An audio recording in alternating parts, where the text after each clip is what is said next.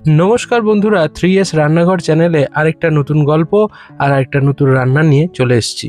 বাইরে ভীষণ বৃষ্টি হচ্ছে, ওইটা দেখে আমার না একটা ছোটবেলাকার গল্প খুব মনে পড়ে গেল, তাই ভাবলাম আপনাদের সাথে একটু শেয়ার করি। সেদিনও খুব বৃষ্টি পড়ছিল, আমি ভিজতে ভিজতে বাড়ি ঢুকে মা বলল, বাবু বাজার কিন্তু সেরকম কিছু নাই, শুধু চিকেন পড়ে আছে, কি করি? আমি বললাম, মা যা ভালো বোঝো তাই করো। বলছে, দাঁড়া দেখি ভেবে কি করা যায়। আপনারা হয়তো বললে বিশ্বাস করবেন না, মাত্র দুটো উপকরণ দিয়ে, দই আর আদা রসুন পেস্ট দিয়ে এত সুন্দর যে চিকেন হতে পারে সেদিন আমি না খেলে বুঝতাম না।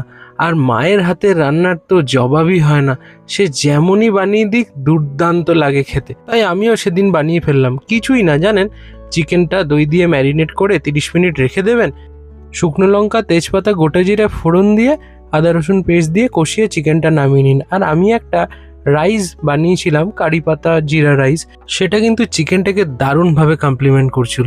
একেবারে পারফেক্ট লাঞ্চ। কি আপনারা বানাবেন তো? আর চ্যানেলটা সাবস্ক্রাইব করতে ভুলবেন না।